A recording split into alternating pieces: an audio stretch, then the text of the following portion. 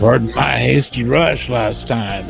Ran into some technical difficulty. I'm very sorry about that. Took me a few minutes to wrap it up. And then I had to take care of a couple more things before I come back, but I'm back. So I apologize for that hasty retreat. How you doing? And we were having such a great conversation. But I'll tell you what, I named this particular stream, Math is Not My Strong Suit.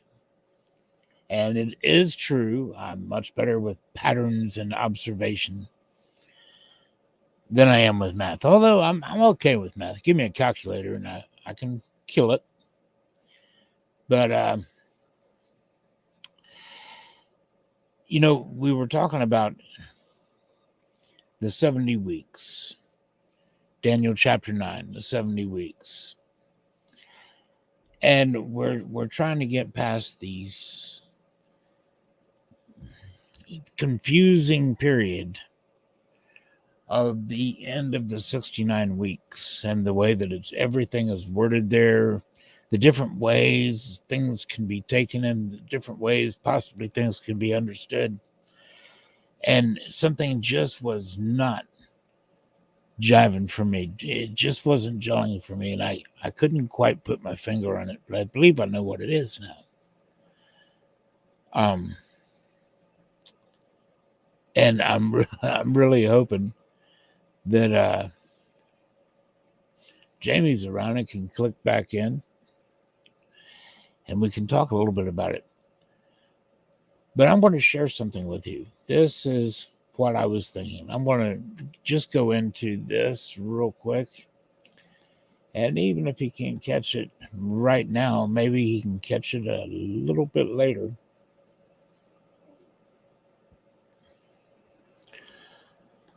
And here's Daniel. Okay. Now, we see 70 weeks are determined upon thy people. Now, this is really, really important. And upon thy holy city. And it talks about the things that are going to be accomplished at the end of these 70 weeks. By the end of these 70 weeks, it's going to finish the transgressions, make an end of sins, make reconciliation for iniquity, to bring in everlasting righteousness, to seal up the vision and prophecy, and to anoint the most holy. Now, to me, this says that these 70 weeks, the end of the 70th week is going to initiate the end of this age and the beginning of the next age, which would be, I believe, the millennial kingdom of Christ. That's the way I understand this. Okay, 70 weeks are determined upon thy people. Now, let's see how he breaks these down again.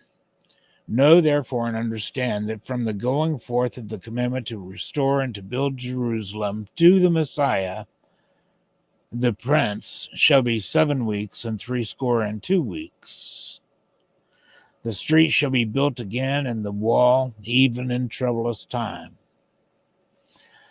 And after 62 weeks shall Messiah be cut off, but not for himself. And the people of the Prince that shall come shall destroy the city and the sanctuary, and the end thereof shall be with a flood. And unto the end of the war desolations are determined. And he shall confirm the covenant with many for 1 week. And in the midst of the week he shall cause the sacrifice and the oblation to cease.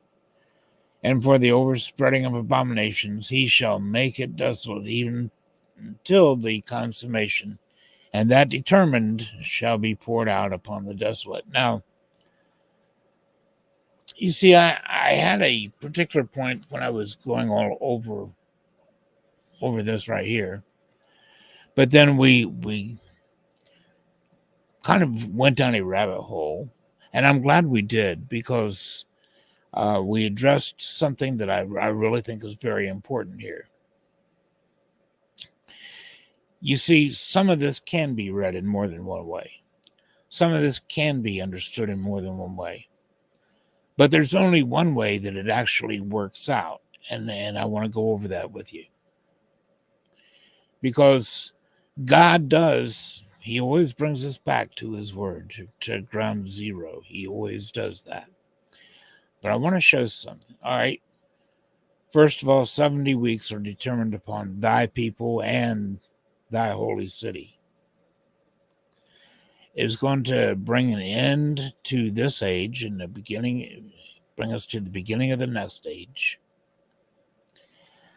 But we have a specific timetable here in verse 25. From the going forth of the commandment to restore and to build Jerusalem unto the Messiah, the prince shall be 7 weeks and 62 weeks. The street shall be built again, even the wall even in troublous times. And after 62 weeks shall Messiah be cut off. Now, one point that Jamie brought out here, I believe, and I hope I'm not misrepresenting. I hope I'm not. But I believe that the point that you're making here, Jamie, is this the way some people read this, not necessarily you, but the way some people can read this, is that the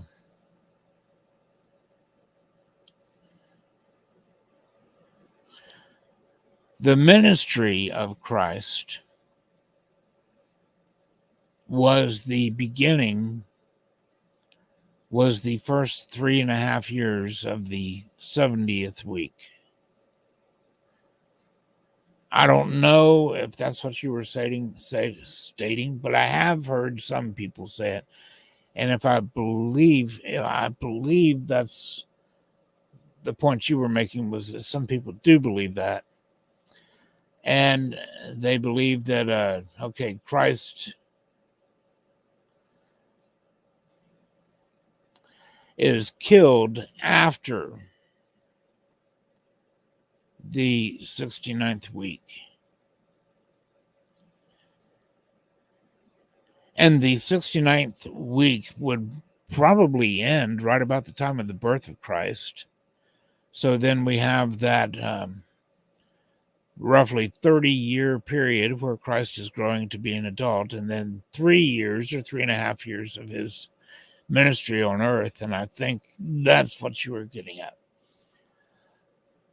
But you see, there were reasons that this just, for some reason, that didn't feel right to me, brother. I just, I don't think that we've already experienced the first part of the 70th week yet. I think the 70th week is yet to come, and it will play out uninterrupted. But I do believe it will be cut short. Let me point out why I'm saying this, brother.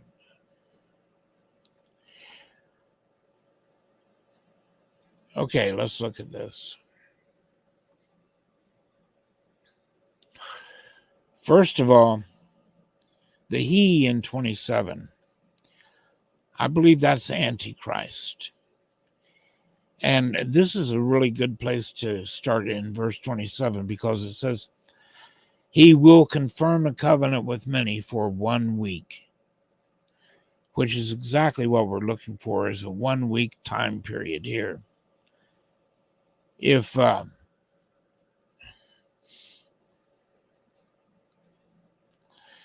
so this is not acting like we have half a week left by the time we get to Antichrist, the one who's going to confirm this covenant with many.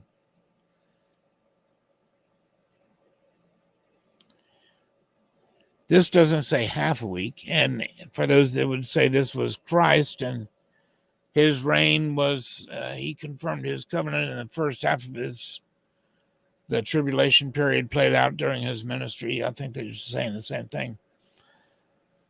But I think this one passage right here eliminates that possibility. He shall confirm the covenant with many for 1 week. In other words, this is Antichrist, and this is the 70th week. Now, there's another thing here. Notice the 7 weeks and the 62 weeks. None of the weeks there are cut in half.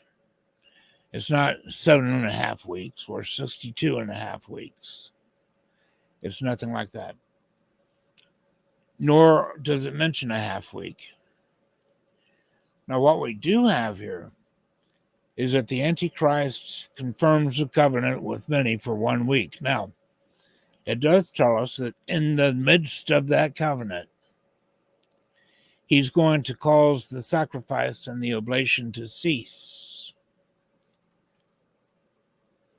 And for the overspreading of abominations, he shall make it desolate, even into the consummation. So, this doesn't say that this is the abomination of desolation yet, but it does say that he's causing the oblation and the sacrifice to cease in the midst of the week. So he's going to confirm a covenant with many, and then he's going to break that covenant in the midst of the covenant. The abomination of desolation apparently doesn't happen until right about the time of Armageddon.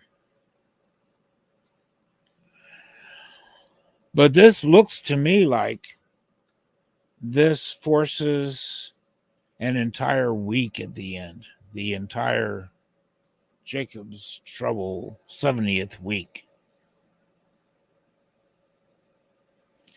Not just 3.5 years, but a full 7 years. Now, I do believe, on the other hand, that God has to cut the 70th week short. And I believe he cuts it short by roughly 200 days. We get that from Daniel chapter 8.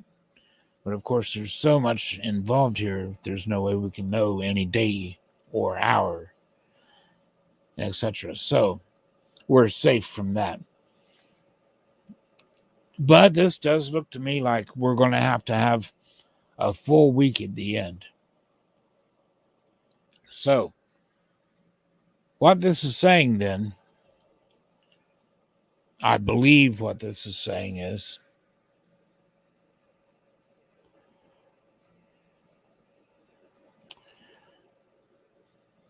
we're going to go 7 weeks, which would be 49 years.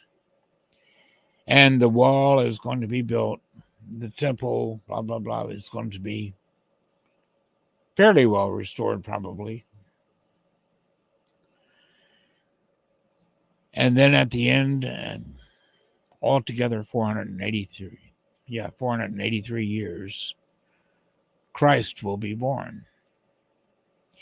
Now, at that point, I believe this timetable stops. Consider this a freeze.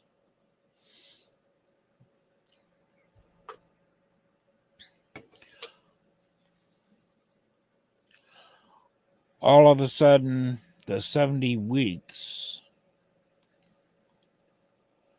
the 69th week stops with the birth of Christ. That's the fulfillment. The 69th week ends with Messiah being born. That's the end of the 69th week. Now, at that point, everything seems to go on hold. Why? Because we are in the process of a great transition. While this is going on, you see, up until this time, Israel has been God's chosen people.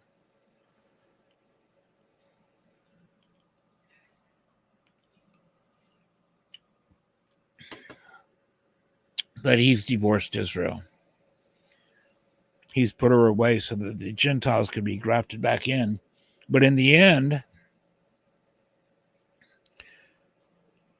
he's restoring her back again. He's bringing her back. He's restoring her. He's not putting her away for good. So there had to be a time when Israel was grafted out.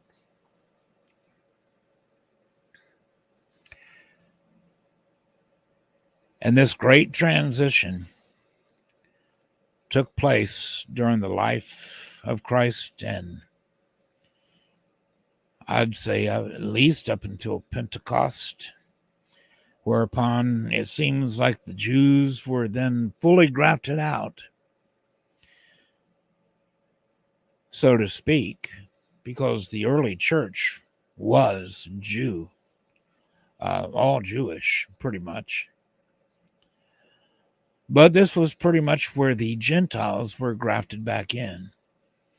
And the gospel was about to be taken to all the Gentiles throughout all the world, all the nations, to the Goyim.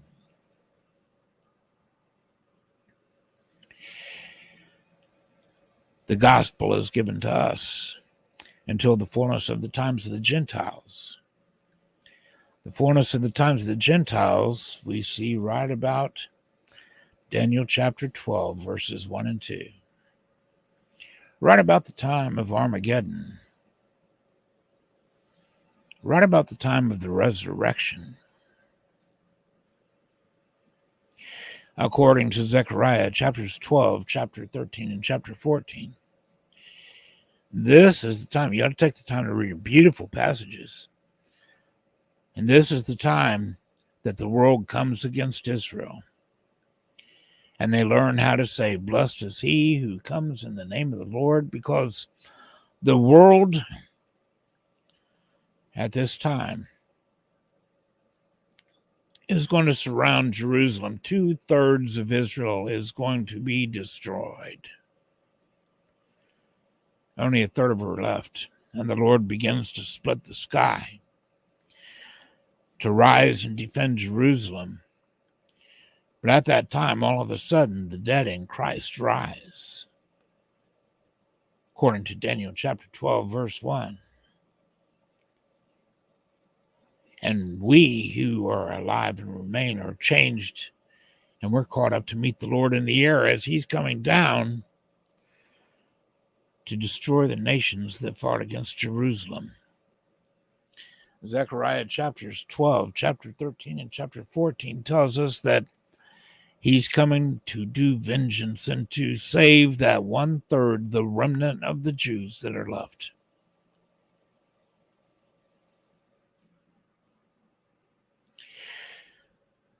So, my friends, it looks to me like the 70th week picks back up when Antichrist confirms a covenant with many for 1 week.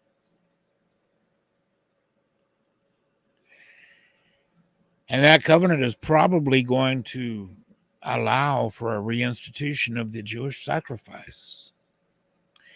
And somewhere in the midst of that week, somewhere in the midst of that 7-year period, he's going to call an end to that sacrifice. But the end is not yet.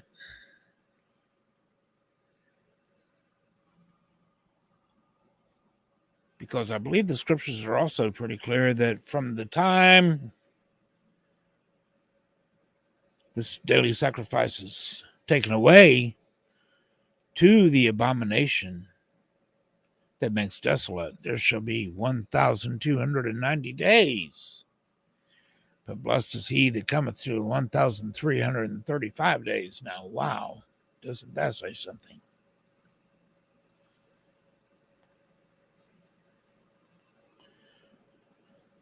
So at any rate, it looks to me, and I could be wrong, guys, I could be totally wrong, but it looks to me like this is probably true.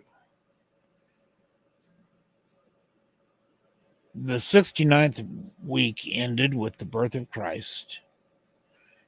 And then this prophecy was put on hold through the life and death and resurrection of Christ, and probably up through the day of Pentecost and for the next 2,000 years.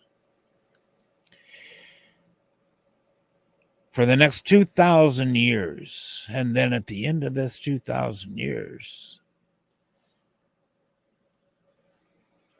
that 70th week begins with the confirmation of that covenant.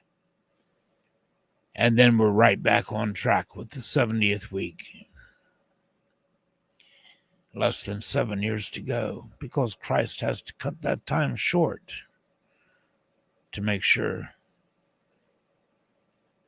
that there is flesh left saved on this earth. Daniel tells us this will be the worst time this world has ever seen. Now remember, this world saw Noah's flood that destroyed everything except for 8 people and a few little animals.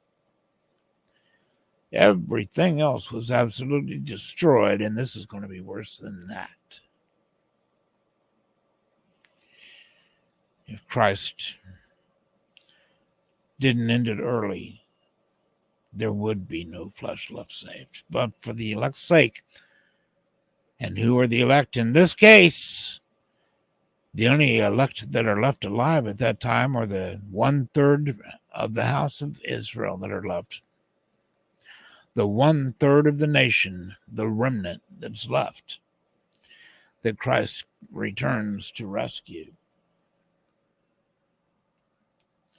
They're left. At that point, they are the elect. They are his elect nation.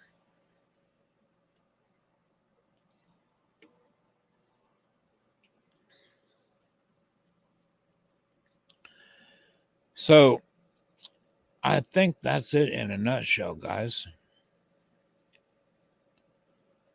I could be wrong about all this. I'll be the first to admit it. But I do think that's the only way that this makes sense, is if we understood that the full week is yet to go, that the 70th week has not been split in half, in that we've already experienced half of it. I do not believe. But be interesting to see see what Jamie feels about this. I could be totally wrong, guys. I could be. But I'm interested in you guys' thoughts on this. Shoot them back at me. They're in the comments anywhere. And I will let this go. And God bless you guys. Love you all very much. Bye-bye.